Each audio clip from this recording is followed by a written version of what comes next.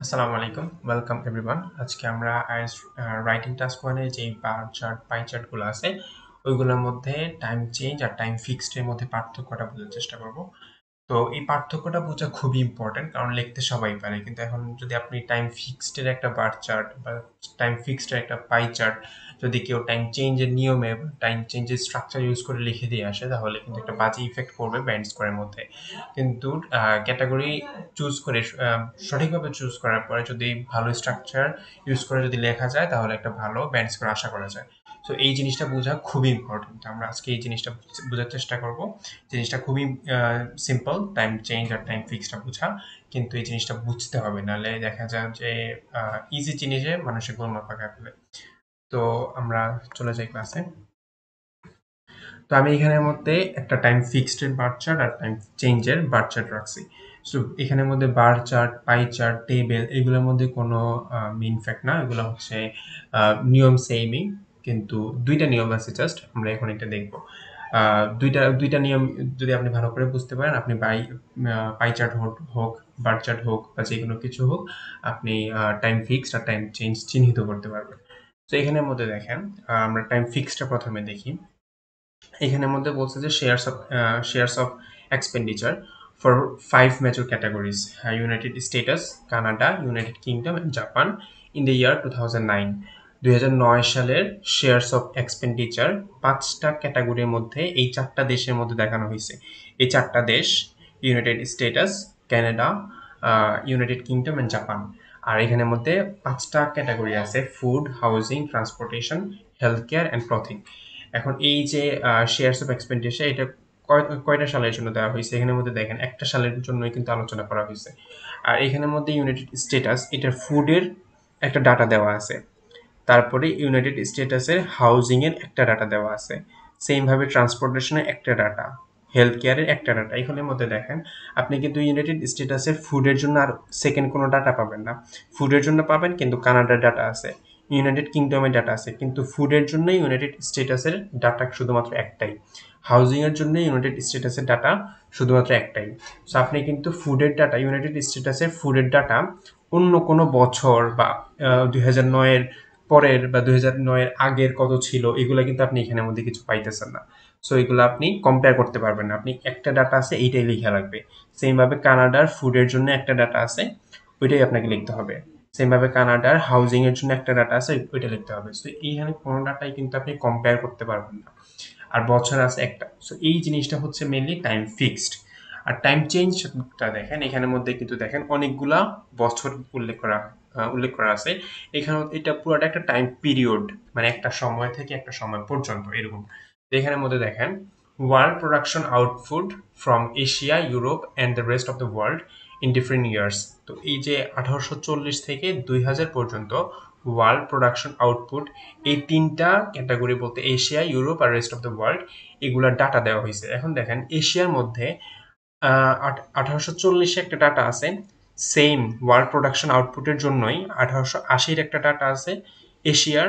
আবার এশিয়ারই 1920-এর ডাটা আছে, 1960-এর ডাটা আছে, মানে সেম ক্যাটাগরির মধ্যে সেম সেম জায়গায় ইয়ার জন্য ওয়ার্ল্ড প্রোডাকশনের জন্য এশিয়ারই কয়েকটা ডাটা দেওয়া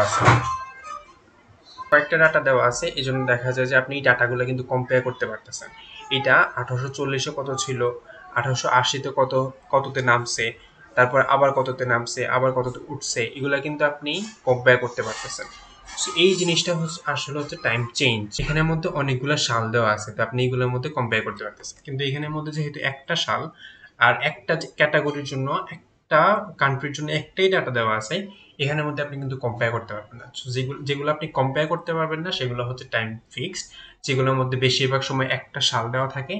আর যেগুলোর জন্য আপনি কম্পেয়ার করতে পারবেন একটা ডাটার সাথে আরেকটা ডাটা, সেম ডাটার মধ্যে কম্পেয়ার করতে পারবেন, আবার অনেকগুলো সাল দেওয়া থাকবে, সেগুলো হচ্ছে টাইম চেঞ্জ। তো আমরা টাইম ফিক্সড আর টাইম চেঞ্জের পার্থক্যটা বুঝছি। এখন আমরা আরেকটু ভালোভাবে এক্সাম্পল দেখবো, যাতে আমরা আরেকটু বেশি ক্লিয়ার হইতে পারি। তো এখানের মধ্যে প্রথমে আছে টাইম চেঞ্জ।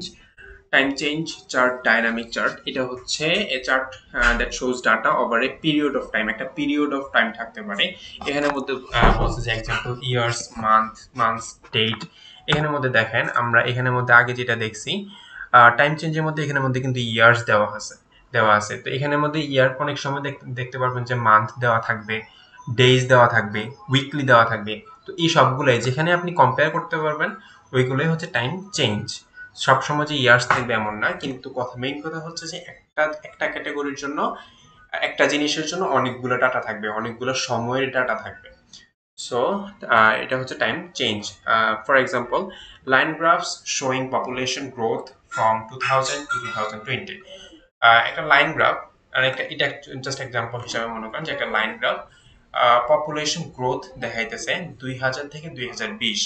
সো লাইন গ্রাফটা কিন্তু পপুলেশন গ্রোথ দেখাই দিচ্ছে। 2000-এর মধ্যে হয়তো একটা ডাটা পাবেন, 2010-এ হয়তো একটা ডাটা পাবেন, 2020-এ একটা ডাটা পাবেন, এইগুলোর মধ্যে আপনি কম্পেয়ার করতে পারবেন। সো এগুলো হচ্ছে টাইম চেঞ্জ। সেম ভাবে bar charts comparing energy use in different years. তো ডিফারেন্ট ইয়ার্স এখানের মধ্যে কিন্তু আপনি যে কম্পেয়ার করতে পারবেন, এনার্জিটা কম্পেয়ার করতে পারবেন। সেম ভাবে tables showing unemployment rates from 2010 to 2015। এই যে একটা টাইম পিরিয়ড আছে, এগুলোর মধ্যে আপনি আনএমপ্লয়মেন্ট রেটসটা কম্পেয়ার করতে পারবেন টেবলস এর মধ্যে।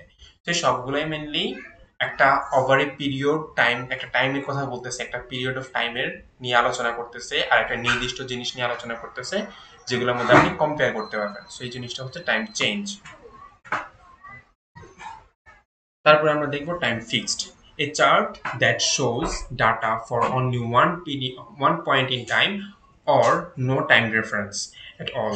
এখানে বলছে যে একটা সময়, টাইম চেঞ্জের মধ্যে অনেকগুলো সময় থাকে, আর টাইম ফিক্সড যেটাকে বলা হয়েছে যে স্ট্যাটিক চার্ট, এটার মধ্যে ওয়ান পয়েন্ট ইন টাইম, একটা সময়ের কথা বলা হয়। অথবা অনেক সময় দেখা যাবে যে কোনো টাইমের উল্লেখ দেওয়া থাকবে না, ওগুলো হচ্ছে মেইনলি টাইম ফিক্সড। আমরা এখন এক্সাম্পলস দেখব। Pie charts showing the percentage of students in different faculties.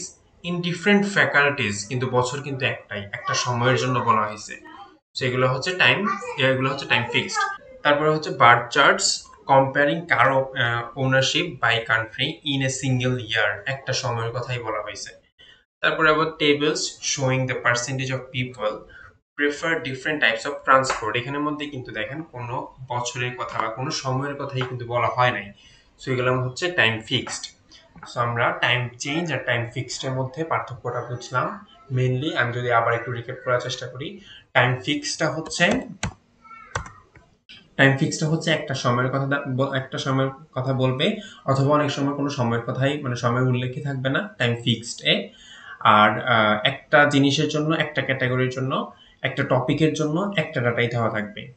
R time চেঞ্জের মধ্যে অনেকগুলো সময়ের কথা বলা থাকবে, আর সেম রিলেটেড ডাটাকে আপনি কম্পেয়ার করতে পারবেন, যেটা আগে কত ছিল 2 দিন আগে, বা 1 বছর আগে কত ছিল, 1 বছর পরে কত হয়েছে, এই টাইপের রিলেটেড আপনি কম্পেয়ার করতে পারবেন। সো এটা হচ্ছে টাইম চেঞ্জ।